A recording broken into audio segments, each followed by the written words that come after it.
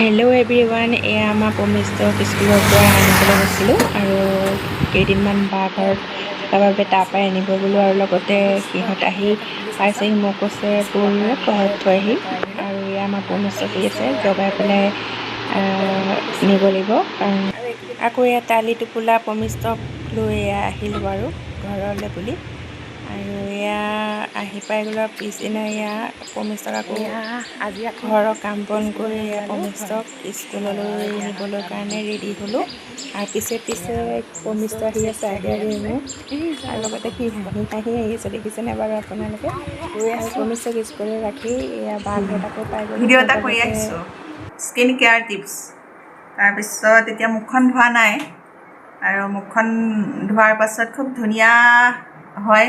এই মানে দৈৰে এটা ফেচিয়েল কৰিছিলোঁ। এই দৈ ফেচিয়েলটো গৰমৰ দিনত আপোনালোকেও কৰিব পাৰিব আৰু মই মোৰ ভিডিঅ'ত চেনেলত এই ভিডিঅ'টো আপলোড কৰিম, আপোনালোকে চাব পাৰিব। আৰু লগতে তাইৰ ভিডিঅ'বোৰ আপোনালোকে চাব, তাইও বৰ ধুনীয়া ধুনীয়াকৈ খানা বনাই থাকে, ফুৰিবলৈ যোৱা ভিডিঅ' দি থাকে, সেইবোৰ চাব পাৰিব। এয়া হ'ল ৰাতি সাজৰ বাবে বনাবৰ বাবে মই অমিতা দালি বনাম আৰু লগতে পিঁয়াজ নহৰু তেল মাৰি লৈছোঁ অমিতা দালি বনাবৰ বাবে।